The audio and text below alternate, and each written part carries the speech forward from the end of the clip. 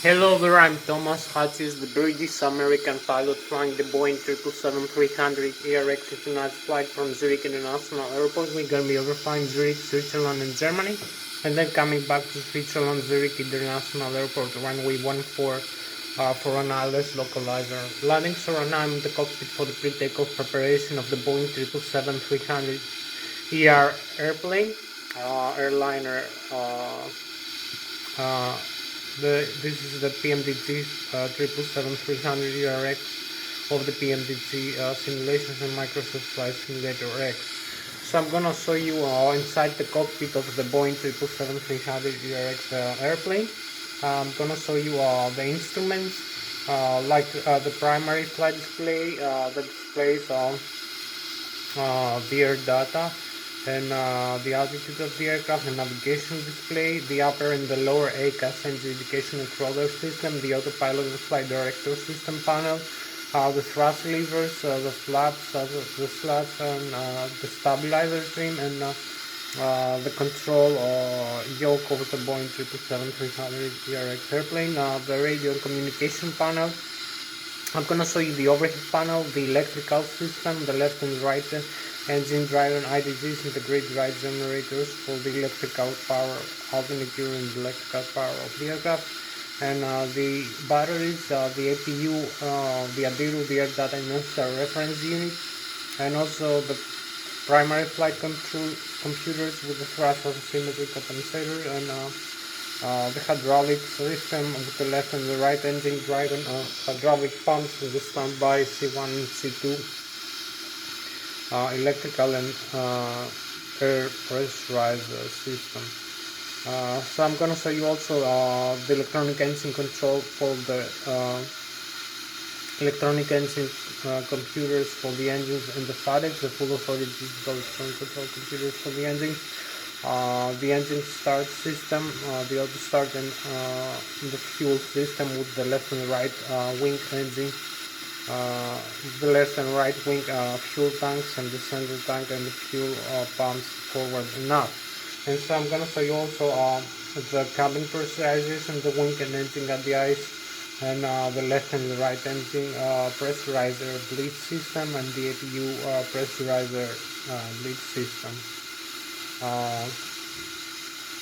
So I told you about the ADIRU, the air data necessary reference unit that displays in the primary flight display the airspeed indicated, the barometric altitude above the ground, above the sea level, the radio altitude above the ground level, the vertical rate of climb and descent of the aircraft, the tape of the rate of climb and descent, the ground speed, the magnetic heading or track, and we have the magnetic north pole and the true north pole, and magnetic variation depending on where we are in the globe. So we have also the altitude of the aircraft, the pitch ladder in degrees, the bank angle in degrees, the flight director crossbars with the Lszh localizer crossbars, and the autopilot command crossbars. So you can fly the aircraft manually or automatically. We have different modes displayed, and also we have the bank angle, we have the angle of attack of the aircraft, and we have the flight mode annunciator with the auto throttle and the autopilot later on in the vertical navigation mode. So we have also the airspeed selected from the autopilot and flight director system panel in the airspeed indicated tape, displayed with purple color, magenta colors. We have also the altitude selected in the barometric altitude tape, and the heading selected, all this with purple color from the autopilot and flight director system panel. So we have like 1 hour and 10 minutes about pretty much for this flight. I'm gonna show you the rest of the instruments, also the navigation display. The navigation display displays the position, the inertial reference position of the aircraft, the GPS position, and using the ADIRU, the air data reference unit data, the airports, the waypoints, the navigate, the ADS, the board stations, and also the position of the aircraft in the runway. We use for takeoff, and also the route we create using the intermediate waypoints with the vertical and horizontal navigation fixes. So we have departure airport and a destination airport for this route. This later on the vertical navigation flight plan. So we have also the weather and terrain reflections from the radar. We have the magnetic and through heading. We have other indications I'm gonna show you now. I'm gonna show you also the autopilot and flight director system panel. We have the autopilot engage and disengage switch, the left and the right, auto throttle engage and disengage switch, the flight director engage and disengage. We have the airspeed select knob, the heading select knob, the altitude select knob, and the vertical rate of climb and descent slider. So I'm gonna show you these modes now. We have in the airspeed select knob, we have also the climb continues, the flight level change, and the auto throttle hold switch. With the speed, we have the vertical, we have the fixed thrust for vertical climb or descent using idle thrust, fixed thrust, or we have the variable thrust mode for the speed mode for cruising or for approach and landing. So this is a couple of modes you're gonna see. You're gonna see the lateral, the L nav and the V nav, the vertical navigation. So we have this switch, the airspeed select. We have also the bank angle limit and the hold switch for the heading, and the FPA, the flat path angle, or vertical speed, the rate of climb, descent, hold switch, and the altitude hold switch, and the VOR localizer, and for an ILS localizer approach using the tune function of the flight management computer. It's gonna tune an ILS localizer for runway frequency for vertical horizontal mode, and also the approach mode for the autoland of the aircraft. So I'm gonna show you all these systems. I will start with the primary flight display, then I'll make an engine start demonstration and I'll show you the flight controls also before doing that, and set up a flight plan using the flight management computer. So we have about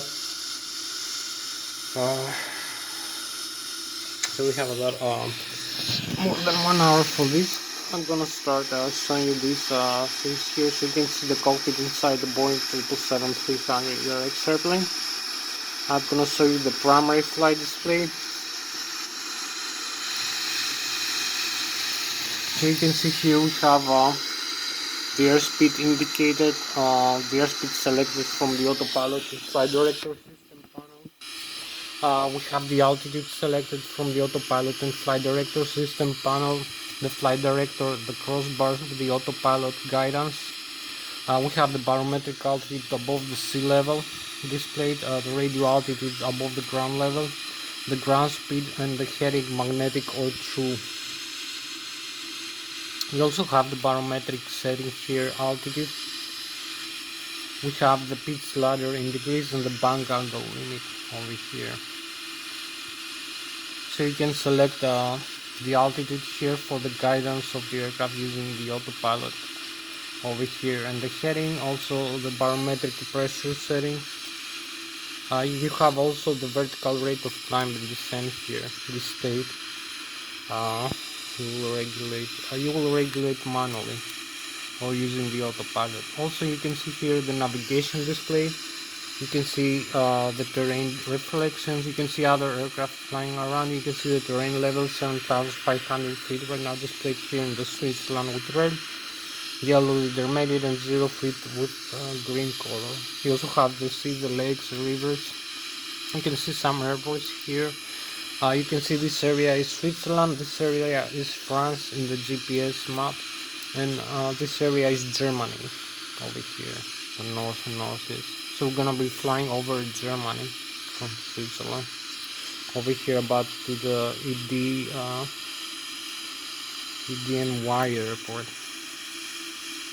So you have also the GPS display, the RNP and the ANP, the required navigation performance, and the acquired navigation performance. So you can see the other aircraft flying around you using this switch here, the transporter, the DSB and IDSC transfer that transmits our position and altitude to other aircraft, and also receives and generates some warnings here in flight in case we have an oncoming traffic. So this is the weather radar over here, the terrain reflections. You can set it on and off and select the modes you like. So I'm gonna start with the autopilot flight director system panel. Here you can see some modes we have. So we have like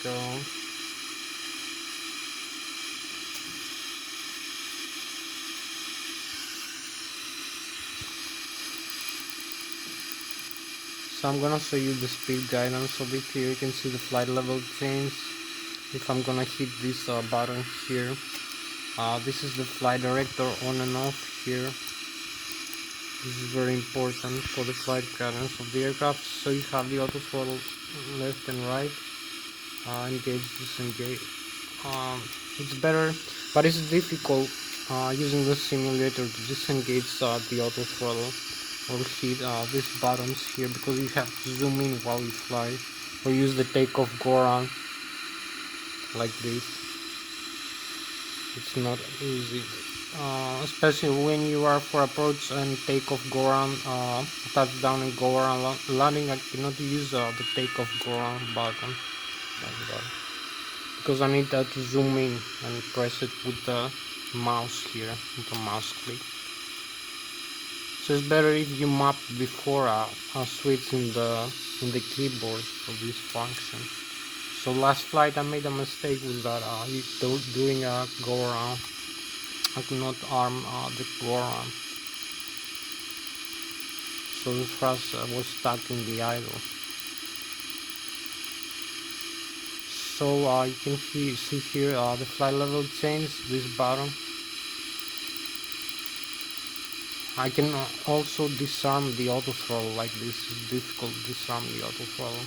I'm gonna show you later in flight. So you have the LNAV, the VNAV. You can disarm some functions here. The auto throttle clamp continues. You have the bang angle limit here for the autopilot in flight. You have the heading select here, this switch.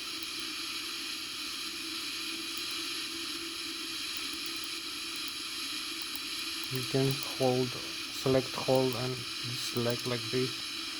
Also the vertical rate of climb and descent, it disarms the other mode.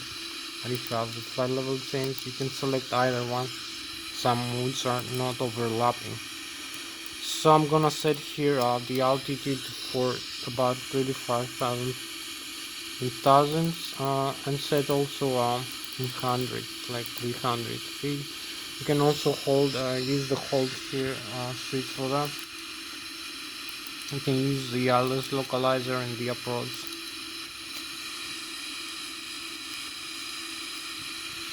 So you use the flight level change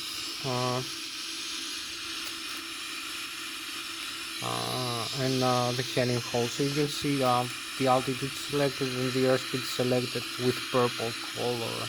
This pinky color over here. Magenta as a color. So you have 136 here for heading, magnetic heading. We have here the barometric pressure in inches. You can change it to hectopascals, use the standard, and set the altitude here. So now you have 1013 hectopascals if you fly over to Europe or maybe Russia. I don't know. We use maybe hectopascals instead of inches of mercury. So you have the flight level change here. You can also arm these modes here. You can arm the hold for the altitude and heading. This disarms the flight level change for climb. So you have also the Lszh localizer. You can see the radio altitude above the ground level and the pitch ladder. Here the degrees. You're gonna have degrees ticks, tick marks. So you have also the vertical rate of climb and descent over here. So you can use the flight path angle degrees. Use the slider down for a descent or up You can see the minus now, you can see the plus sign over here, plus 1.9 or 3.5 or whatever you want. So you have a FPA now is flight path angle in degrees. You can see the FPA now, flight path angle here, with a target airspeed of 252 knots at 35,300 with this heading here 136 degrees. So you have also the vertical rate of climb and descent in tens, hundreds and thousands of feet per minute. So you can descend like 700, 800 or more, doing a fast rapid descent, or climb. You have the plus sign now, like 3,600, 700. So let's say you climb 3,600 feet per minute here. You will see this mode arm with the autopilot here is gonna be like this. This tick mark for the climb, rate of climb. So you also have a couple more modes here for the autopilot and flight director, so you can connect the flight level change speed again. Also here's the autopilot engage switch. Now you see the autopilot is engaged, the AP, in the primary flight display. So you have also the autopilot disengaged here. You will see the red mark and the warning like this. So you may re-engage this. I'll show you one more time. So the warning goes out. You will see the warning here and here will be generated once I hit this button over here, the autopilot disengage. So you see now the warning, the autopilot disconnect over here. So this is the standard autopilot disengage switch here.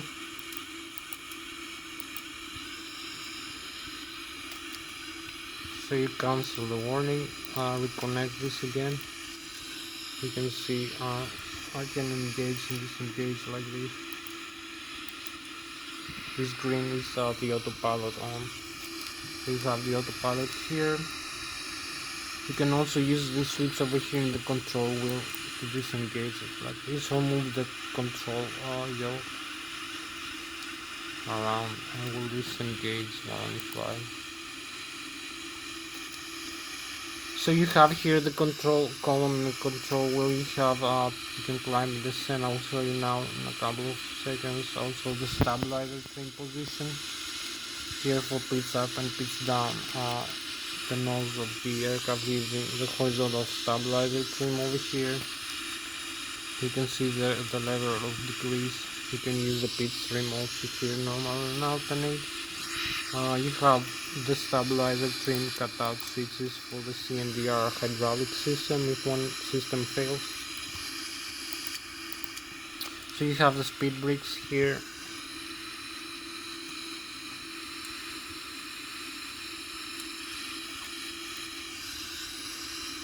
So you can use the thrust levers here like this. You will see the thrust increase. So you have the flap settings here.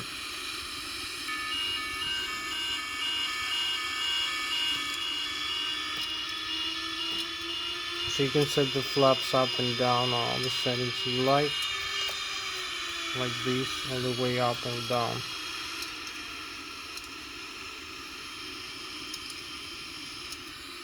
So this is the startup flap settings. You have the flight management computer here, the upper and the lower ACAS. You also have the overhead panel here, also you for starting the engines later. You have the ADIRU, the air data and NASA reference unit over here. That displays the GPS. You have 2 or 3 GPS receivers, the GPS information, and you have the gyroscopic laser gyroscopes here for the gyroscopic. So I will show you now another view here. So you have this nicer view here with the autopilot now here. You can see the panel one more time. Also the engines here. So I was saying this is the GPS information, the barometric altitude, the airspeed. So it's this switch over here that regulates, and you need to make the alarm if you do. That displays all the air data of the aircraft, like like the airspeed here, the barometric altitude, the radio altitude. You also have laser gyroscopes for the inertial positioning, the magnetic compass, the angle of attack of the aircraft, all these sensors like the pitot static and pitot dynamic for the barometric altitude and the dynamic airspeed and the rate of climb and descent, and also the inertial reference position. These mix IRS and inertial positioning system. So I'm gonna show you now the thrust levers. How to use the thrust levers. You need to move the thrust levers forward. You give a signal to the FADEX. I will show you now. So you will see here. You have the N1, which is the low speed, low pressure compressor stage of the turbofan turbojet engine. So you have the limits here for green, yellow, and red. 104.6%. You have the exhaust gas temperature, left and right engine. You have the duct pressure. You have the cabin altitude, the total fuel on board. You have the N2, which is the high speed, high pressure compressor stage of the turbofan turbojet engine. The fuel flow per engine per hour in thousands of kilograms or thousands of pounds. The oil pressure, oil temperature, oil quantity, and vibration of the N2 stage of the engine. So the N1 is the low speed, low pressure compressor stage of the turbofan turbojet engine. So you have the duct pressure from the outflow valves from the engines, and the cabin altitude, the outflow valves of the cabin, the rate of climb and descent. So you can see here the mark of this airplane, the Boeing trademark, the Boeing 777 here. So the thrust levers, you use the thrust levers to move the aircraft forward and take off and then fly. So the principle rule for that, this aircraft right now, you need to use the thrust levers to give a signal to the FADEX, the food authorities, or electronic control computers that you see that display in the upper ACAS engine indication and crew alert system, and the lower ACAS engine indication and crew alert system display the N1, which is the low speed, low pressure compressor stage of the turbofan engine, the N2, which is the high speed, high pressure compressor stage of the turbofan engine, the exhaust gas temperature, the fuel flow per engine per hour, the oil temperature, oil quantity, oil pressure, and the vibration of the N2 stage of the engine. Also the limits of the engines in terms of spinning, of rotation speed of low and high pressure stages of the staff of the compressor of the turbine, and also the outflow valve regulators for relieving an excessive overpressure inside the engine, and also other pressure conditions that have lower pressure, the temperatures limits, and other factors. Also the engine start, engine shut down, and monitoring of all the functions, and also optimizing the fuel consumption. So you move the thrust levers forward like this for takeoff and then for flying to the proper position, giving the thrust necessary for moving the aircraft forward. Also in flight you need the necessary thrust for the altitude of the aircraft and confined. So also for this aircraft right now we have 254,000 kilograms of weight, from which 46,000 kilograms is fuel on board, 30% fuel of the total capacity, and also we have 30,000 kilograms of passengers and cargo. From this 246,000 kilograms is below the maximum takeoff weight. So if we want to take off with 15 degrees of flaps and 4 degrees of nose pitch up attitude of the horizontal stabilizer tail, I'm gonna show you later for that. So we need about approximately 154 knots of airspeed in the ground just for takeoff, for about 270 kilometers an hour. So below this airspeed the aircraft is gonna slowly start falling down back into the ground. It's gonna be in the stall speed condition, in which the angle of attack of the forward wings is gonna stall, is not gonna generate the necessary lift force for holding the aircraft in the air. Also the airflow is gonna be broken above the wings, so we're gonna have the stall holding on to the stall. So Um, you need to overcome this stall speed with 270 kilometers an hour just for takeoff, a little bit higher for landing maybe, and 15 degrees of flaps and 4 degrees of pitch stream up with 254,000 kilograms, and the center of gravity right now like this in the left and the right wing tank fuel 51,000 pounds each left and right wing tank fuel tank. So we have also I'm gonna show you. So you need to use the thrust levers to move the aircraft forward by injecting more fuel into the turbofan turbojet engines. You make the engine spinners spin faster, so you intake more air into the front fan, which creates more compression into the engine and more higher rate of fuel burn, fuel mixture for the turbofan engine. So if you climb higher altitudes, you also optimize the fuel burn. You burn less fuel with the turbofan turbojet engine for this airplane. So you need to create the forward propulsion for the engine. You create you use the newtons per second and third law of motion kinematics. So you have means of action and reaction force from the expanded gases from the exhaust. This move the aircraft forward. So also some more principles you can see here. So you move the thrust levers forward, you take off, go around, for instance. So you can see here the limit will be like 100% for takeoff. So we're gonna create the forward propulsion vector over here of the aircraft.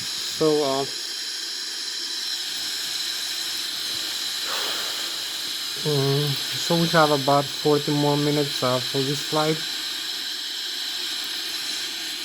45 maybe. So you also have the auto throttle disconnect switch here, and the takeoff ground switch, and you have the thrust reverse here for slowing down. The aircraft is gonna also extend the speed brake automatically if you move this up. So you have the reverse here signal in the engine. So you have the thrust reverse here displayed. You can see the blockade doors here open, and the reverse is being generated. So you can use also the thrust reverse forward, rearm the thrust reverse, disarm it, so rearm it like this. Also you can see the speed brakes extend like this. Also the forward view of that. The thrust reverse is blockade doors.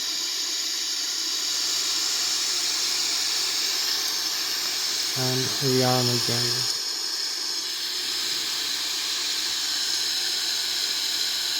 So it also extends the speed brakes. This thrust reverse. So I'm gonna show you now a little bit about the flight controls of the aircraft. Disarm reverse again. So you can see we have the overhead panel. I told you here we're gonna start the APU. We need to have the APU start for starting the engine. So I'm gonna talk to you about the flight controls. So you can see here we have the forward wings of the airplane over here that produce the lift. So after you apply the thrust levers forward to move the aircraft forward into the runway, you need to reach 270 kilometers an hour to overcome the stall speed, and also after that you need to create the necessary airflow above and below the forward wings. It's gonna create an airstream. This airstream travels lower below the wing and travels faster above the wing, because the wing is more flat below in the below surface, and it's more curved in the above surface. So you use also the flaps for that, for creating this curvature. It's gonna create a slower speed of the air mass below the wings. It's gonna create a higher air pressure below the wings and lower air pressure the aircraft is faster above the wing. So you use the Bernoulli theory, you use the Newton's pressure and the third law of motion in kinematics. And also we use aerodynamics and aerospace engineering for this explanation. So you will see now the forward wings hold the weight of the aircraft and also generate the lift force that makes the aircraft fly into the air, hold it up into the air. So you also have the flight controls over there. You have the ailerons and the spoilers. So you have the lower surface of the wing. You can see below is more flat. Above is more curved right now. You will have the flaps like that. So this creates a lower pressure above the wing and higher pressure below the wing. So from the leading edge all the way back to the trailing edge, this airstream fall.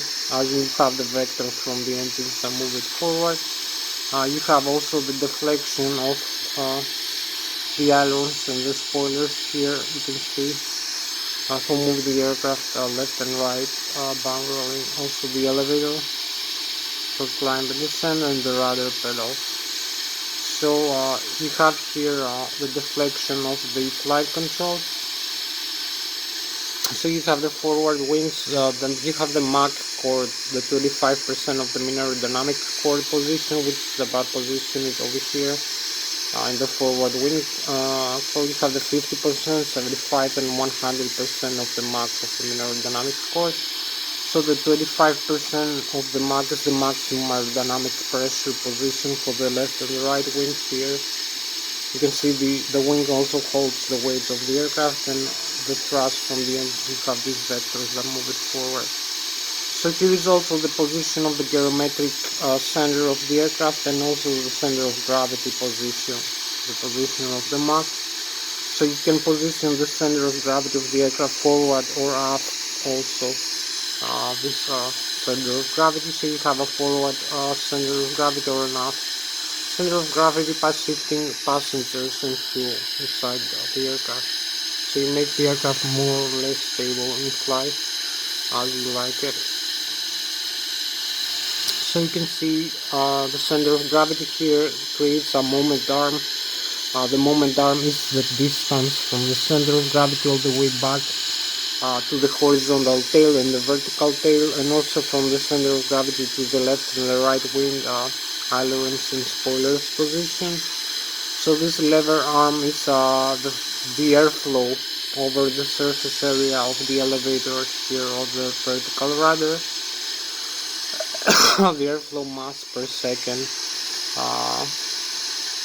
over the surface area of the horizontal tail wing times the distance from the center of gravity times the acceleration of gravity. And this creates the force that picks up the aircraft up into the air or send it or bank or left and right, and also leaves the rudder free going left and right the aircraft. You need a moment arm.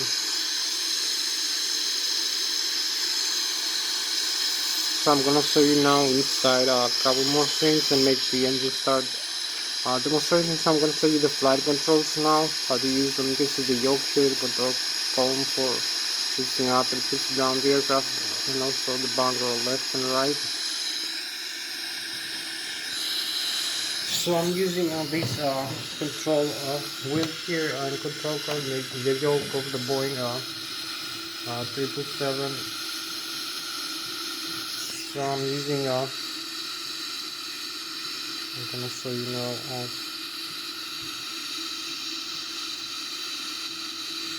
So I'm using the yoke of the Boeing 777-300 airplane. Instead I'm using the side seat position layer that gives the signal into the yoke of the Boeing 777 airplane.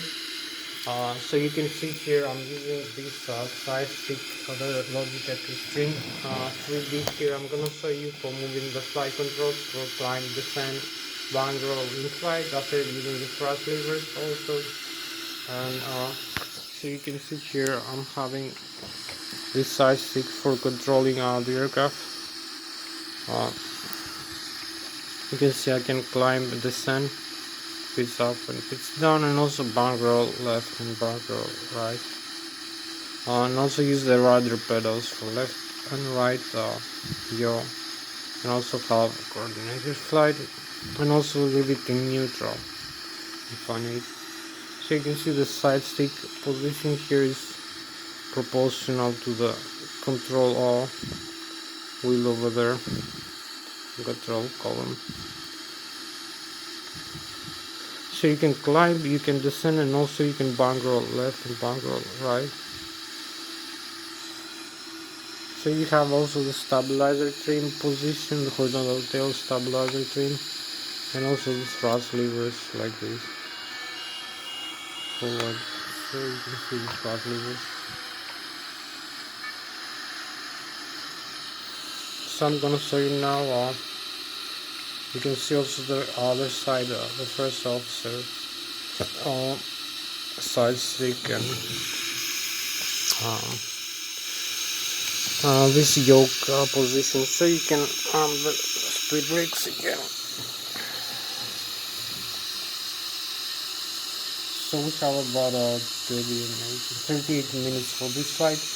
So I'm gonna show you now the outside view, how to use the side stick again from the outside view for the flight controls, and then going to make the engine start demonstration after showing you the overhead part.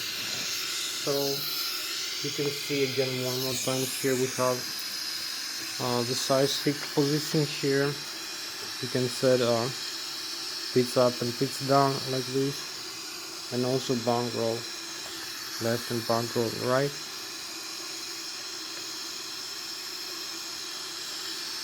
You can use also the rudder pedals like this. So you can see we have the side stick deflection is proportional to the flight controls over here.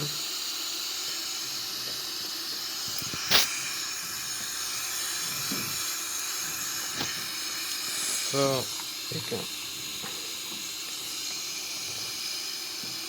can see we have proportional flight controls positioning. You can pitch up, pitch down, bank roll, the other ones, and the spoilers and the rudder over here. You can see the signal that is being connected here. So I'm gonna go now inside and make the explanation of the other systems. And show you how to make the engine start demonstration. How to make the engine start demonstration right now. I'm gonna show you the overhead panel first. This for the flight control, and then set up the flight management computer. So we're gonna start the APU now, like this. So you have here, as I told you, you can see the thrust levers here to move this up and down, the speed brakes here. We have the flap settings here. I'll use the flaps over here to about 15 degrees, so you will see the flaps position here, 15 degrees. The thrust levers here. The signal given by the engine.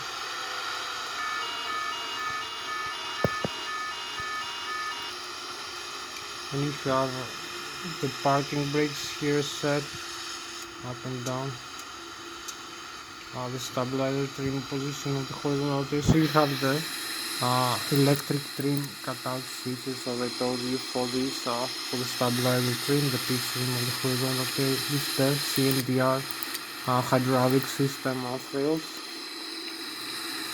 So you disconnect the autopilot and the auto throttle electric trim function of the hydraulic CNR. So you have only manual using this switch here, signal for the horizontal tail. So I'm gonna show you now a little bit inside. So you see here you have the flight management computer, the controls again, the yoke, the autopilot here. So you have the overhead panel. You can see here we have like A few systems that are the ADIRU, the primary flight control computers here. You can start the APU for starting the engine. The switch here is the electrical, so you have the battery, the APU generator. I'm gonna show you later in the display the bus type, the left and the right engine drive and IDGs, the great drive generators, and the backup generators for the electric power of the aircraft. So this is a general view of the overhead. You have the hydraulics here. You have the fuel system here, the fuel pumps and the fuel tanks and the fuel jettison, the electronic engine control, and the pressurizer from the engine to the APU here, and the cabin pressurization, wing and engine got the ice here. So you can see also having other systems like the cargo fire here and the APU fire. So you have also some other switches here for other functions. So this is the electrical left and right engine IGGs in the great drive generators, one installed per engine. So you have electrical power out, and if you're 115 to 200 volts, 400 Hz frequency, 3-phase alternate current, 130,000 kilovolts or 130,000 watts is left and right engine, and also the APU another 130,000 kilovolts, so you can convert some of these alternate current direct current using transformer rectifiers. You have the backup generators 35,000 kilovolts, and also the APU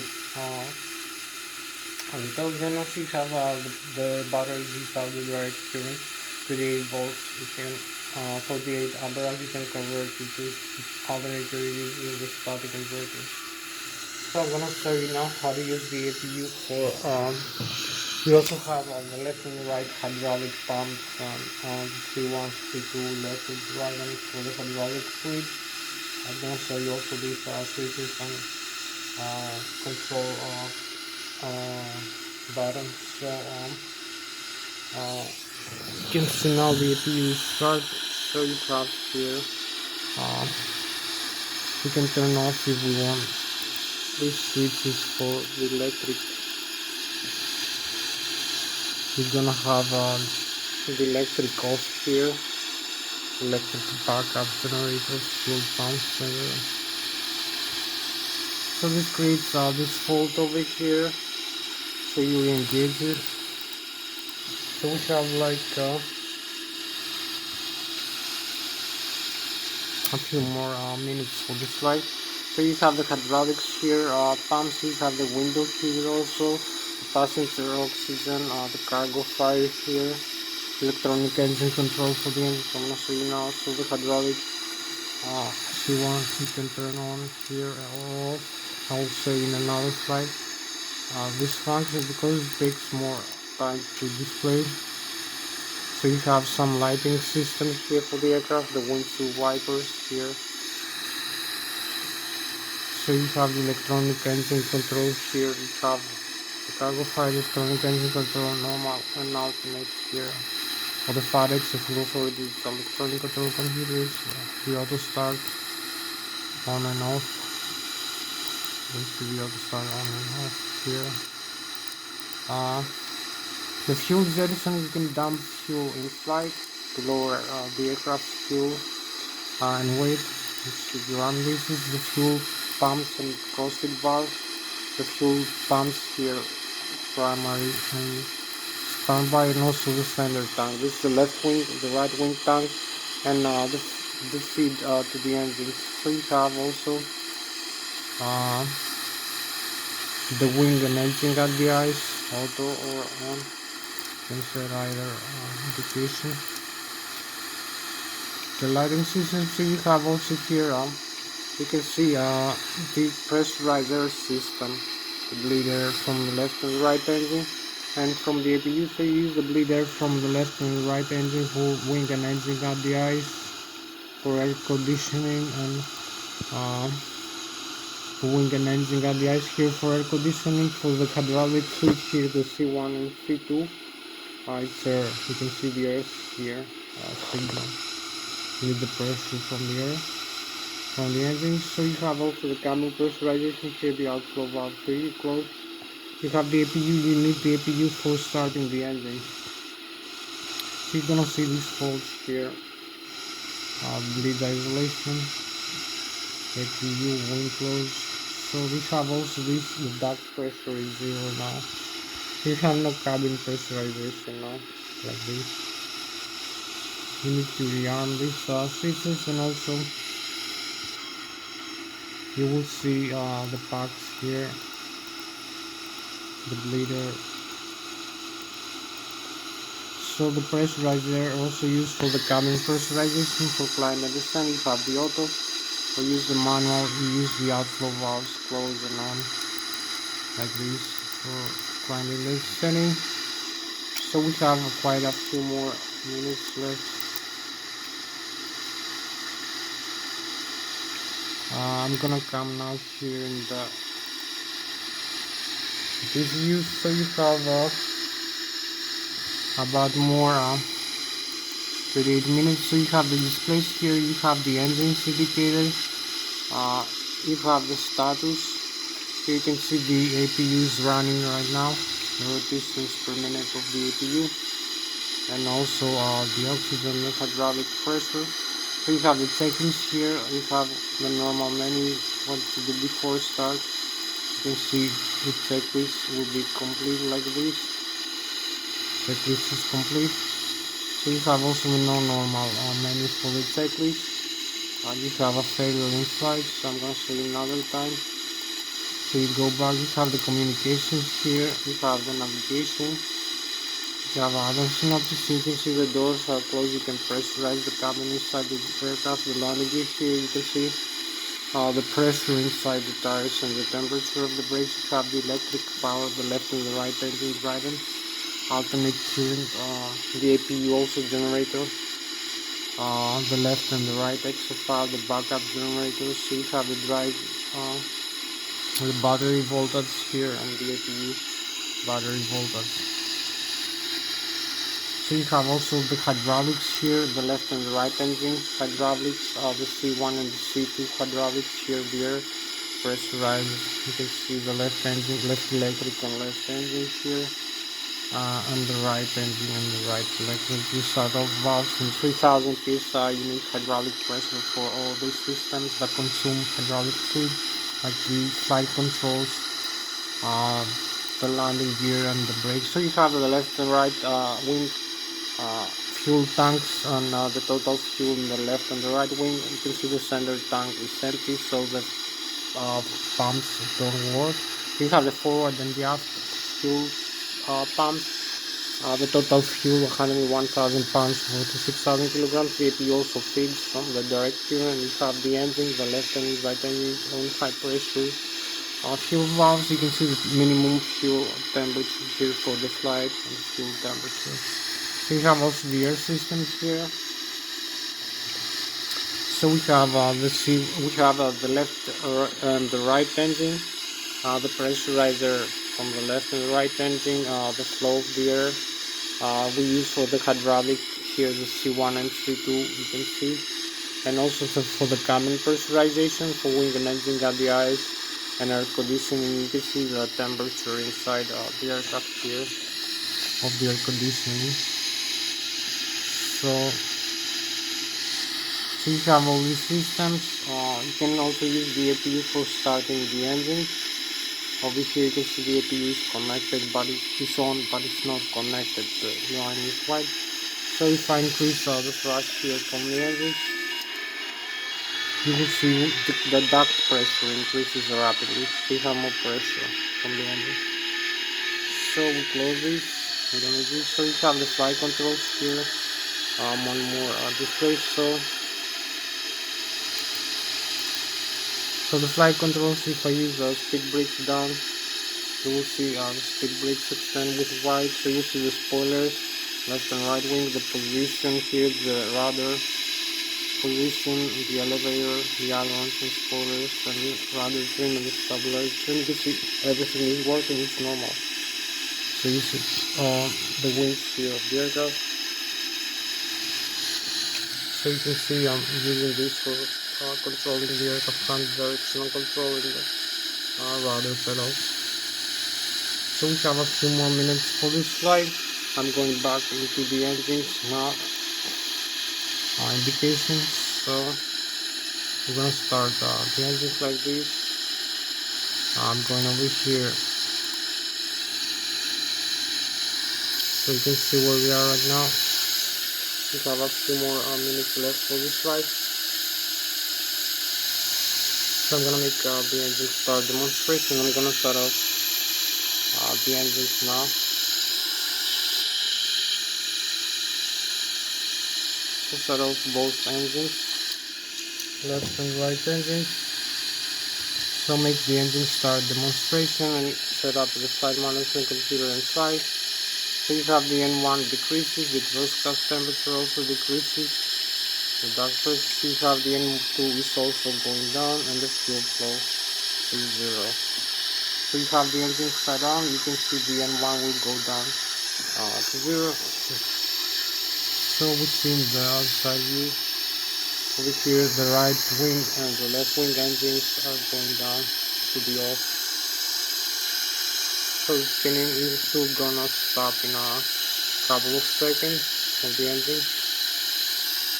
So we go inside here, you have the N1 is almost 0 now. So we go here in the overhead panel and make the auto start.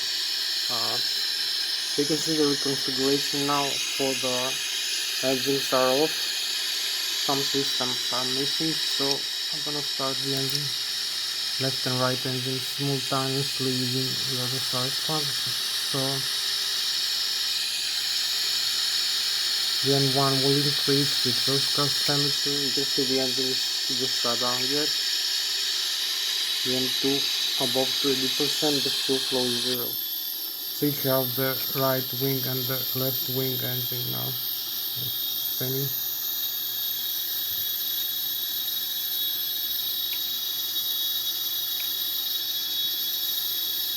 So we go back here and we can start the fuel flow to the left and the right wing engine.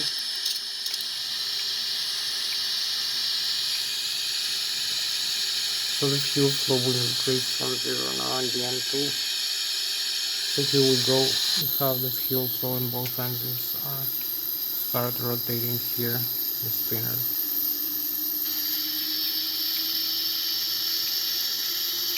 So you can see we are ready for takeoff now. So use the Flught settings and some other functions. So we have like a few more minutes left to go for this flight. So I need to start right here. So you have the menu here, the FMC, the flight management computer. You can see the motor, the positioning initializer, LSH, the reference airport. So you have the GPS position. So you use the 0 fuel weight, loss weight automatically, just press it in and it will come inside from the data. So you have the cruising altitude, you're gonna use 5,300, 100%, the cost index and the reserves fuel. So you have this gross weight 570,000 pounds of 240,000 kilograms. So the route from this airport, from this Lszh route here, departure arrival using this runway 14. So you have departure and arrival. Z2 Alpha, so you have departure arrival here. There's 14 again, front this, -1 out. So you have the legs here. So you activate and execute. So you have only the flaps here is gonna use 15 degrees of flaps, center of gravity 36% for this horizontal tail with V1 rotate and V2 154. This is gross weight. So we're now ready for takeoff. Just release the parking brace. You can see here we need just to touch into the runway. So move the throttle levers forward and use the pillars here for the nozzle steering. So we touch into the runway.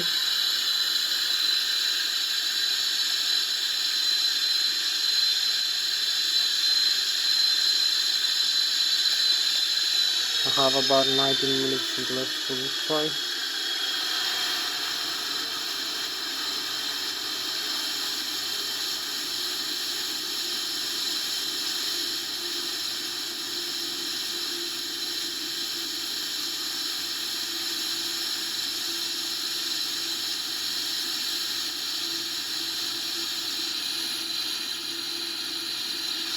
We use this spooler in the ground, the nozzle spooler.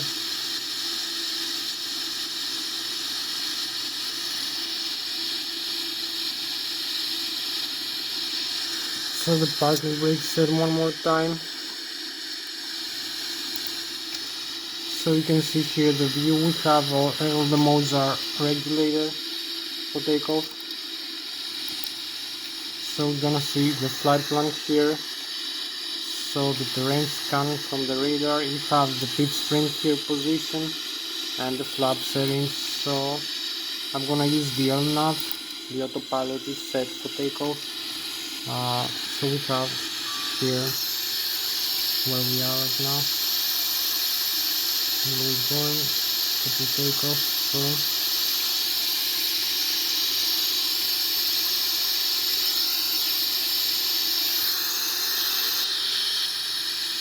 So I'm gonna use the thrust levers forward.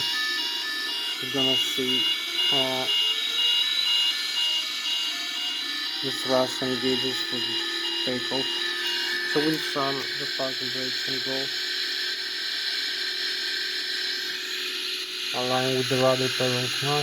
We have the rudder, effective rudder control now, above 40 knots. Now we have 113. So how we want to rotate, it's up a little bit.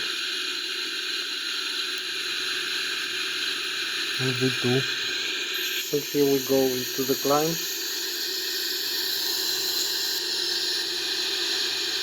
We have positive rate of climb here.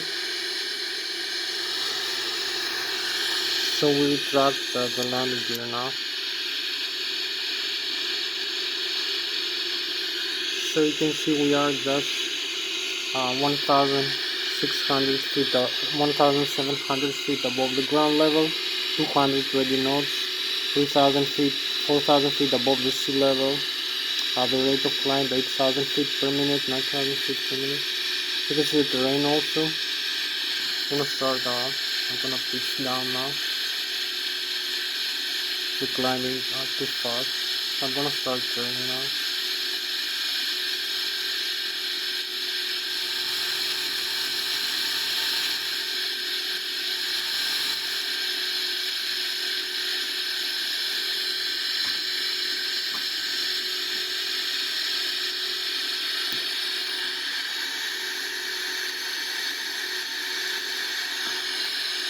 So 15 more minutes for this flight.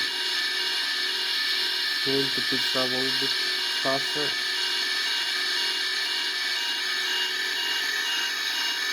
So you can see we're overspeeding now. But I'm gonna climb with faster rate. It's gonna drop the airspeed.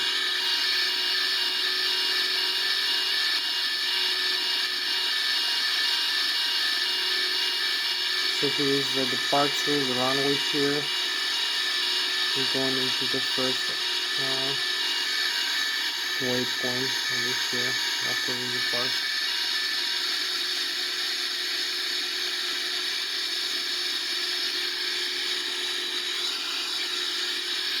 So 12,000 feet, the airspeed now is Mach 0.415 for about 550 kilometers an hour. So we're flying with 250 meters per second. So here we are overflying Zurich, Switzerland. We have also the night sky here view. Beautiful night sky. So this is our spacecraft for tonight, the Boeing 777-300LX. We go with 500 kilometers an hour or 250 per second.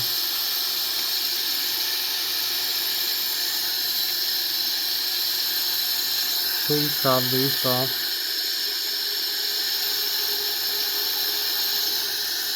this nice view here. It's outside view. Switching up. The Boeing 777 are beautiful airplane. Hope you like it. We need also the bunker on the other side now.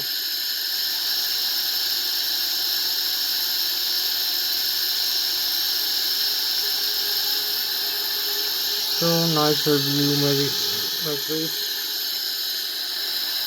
And this is a nice sky, the galaxy and the stars. About 500 kilometers per hour airspeed right now as we climb out.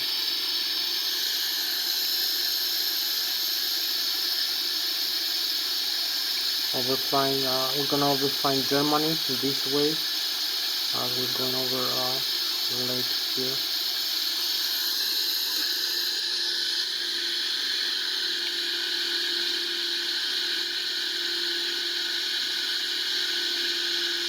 We have some kind of store warning here because we picked up too fast, way too fast. So we have like 13 more minutes left to go for this flight. So we're gonna fly more normally, like this. So 30,000 feet. Have this nicer view now. With the Boeing 777 here and here. Flying with about 600 kilometers per hour. About 30,000 feet above the ground level.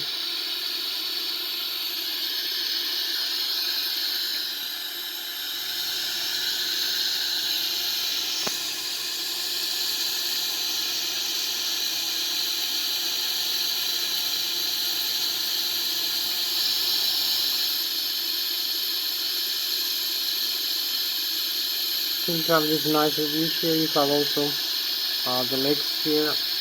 You can have the chemtrails now. Just reached 33,000 feet. So we have the chemtrails and the contrails now. So we have the frozen vapors overflying the lakes here. So this is spacecraft for tonight, the Boeing 777 300 GRX, flying with about 600 kilometers per hour, 250 meters per second, 34,000 feet above the sea level. So you have the galaxy here view, very nice view of the galaxy. So you can see we're gonna fly now with about 900 kilometers an hour, even faster. So here we are. This is the climb altitude here, 35,300 feet. You can see where we're going now. We need to turn into this side also. This is the next waypoint. So this is gonna save us some time over here as we're flying towards Germany maybe. So Germany is this way over here. We have the Bayern. We're gonna have the Bayern Munich in front of us. So maybe use a little bit higher airspeed here.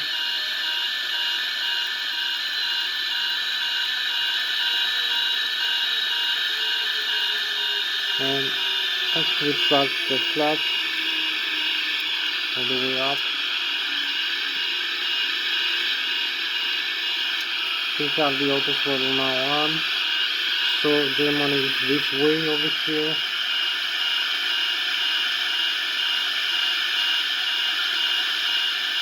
And we need to start descent now for the approach and landing.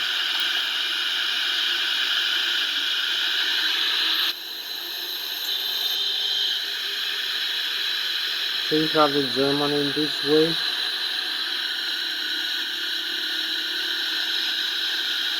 Now we're going to the next waypoint maybe. Gonna arm the autopilot. So you have the autopilot with this airspeed here and this side, you can use maybe we have like maybe this next waypoint here, and then the arrival here airspeed. So we're gonna be overflying using the autopilot like this. Overflying the lakes here. So we go now into the airport, flying direct to the lakes now. To this runway last fix.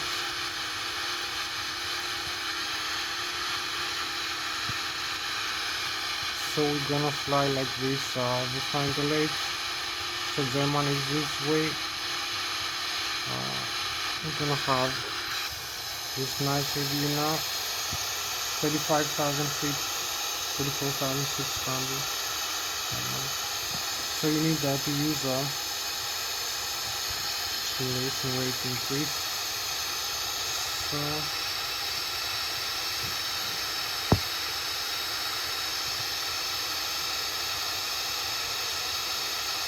So we have about 8 minutes left for this flight. So you're overflying here, this area. We have the German in this side. So we have also most of Switzerland here.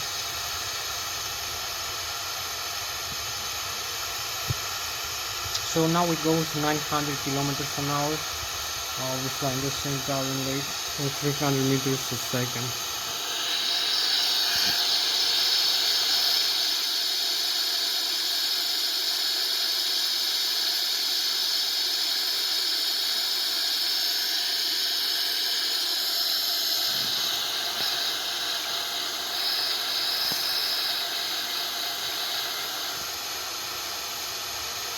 So it goes 900 kilometers an hour, 300 meters a second. We're gonna be overflying. You can see the position here.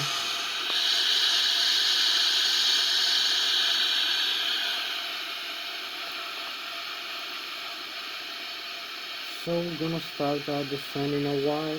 In a couple of seconds, we're just ready for nautical miles. We should start descent here to a lower altitude. 6,000 feet. Keep this bottom, the side level change here, and the vertical rate of descent.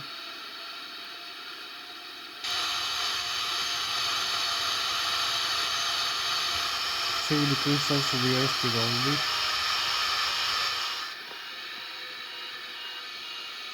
So these are the speed brakes here. Slow us down. Now we go into the descent mode.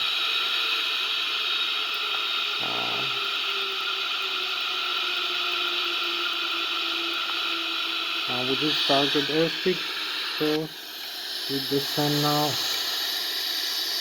back into the airport, 900 kilometers an hour, or about 300 meters a second, overflying here the Switzerland with the Boeing 777-300 Eurex airplane. So we keep descending that way.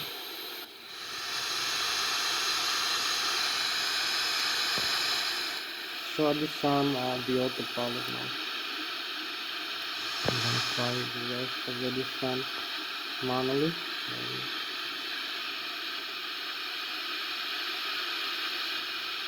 So we have the river in front of us, and we have like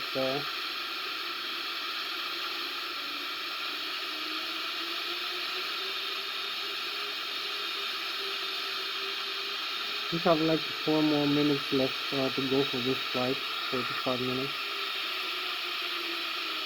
So use the landing gear here and decrease the airspeed even further. We use the approach here.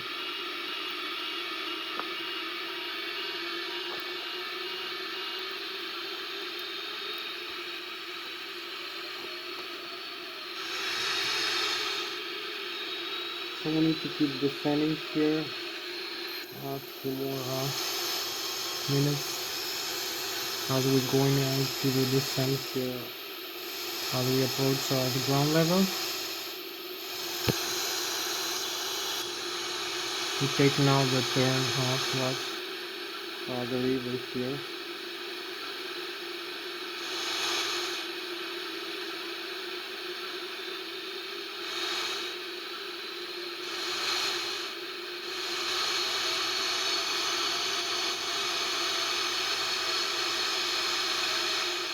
So we use also the flap here to slow us down a little bit, and also select an airspeed below, closer into the landing airspeed.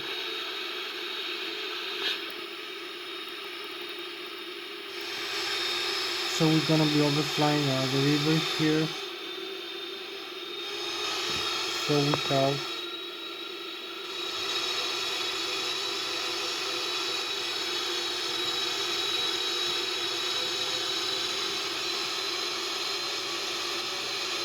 So we have a couple more minutes left for this flight.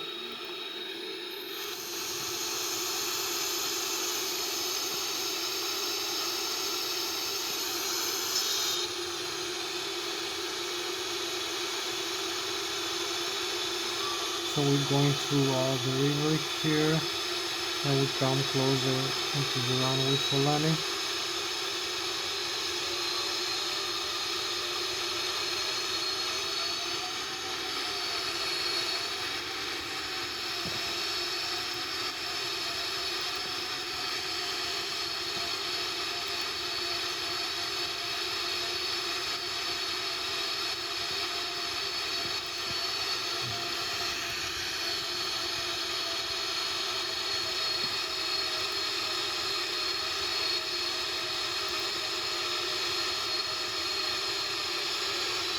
So you can see as we descend here closer into the runway, we also have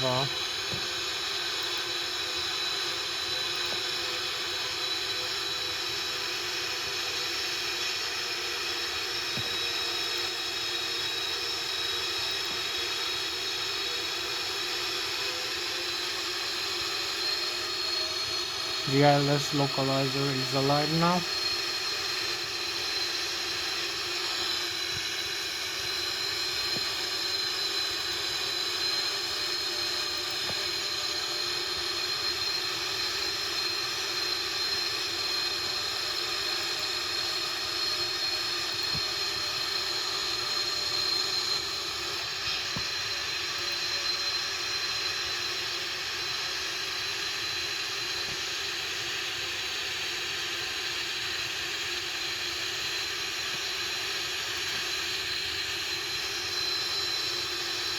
So we go with this simulation rate about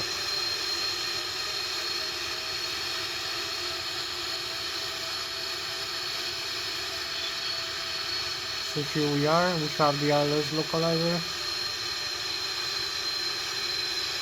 177.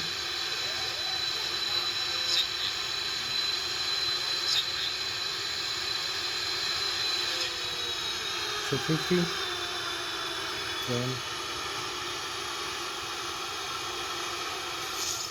just touchdown, parking brakes, and reverse thrust, full reverse.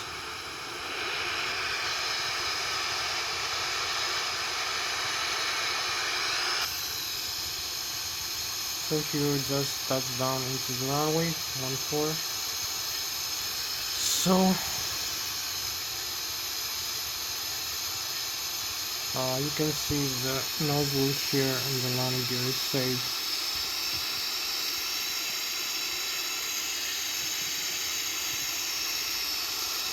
So you can see the nozzle here and the tires. So you can see the nozzle is safe. There is no breakup into the tires here system or the landing gear. And the back wheels over here of the aircraft, both the main and the nozzle landing gear are safe. So we have the full parking brakes. You can see this is runway 14.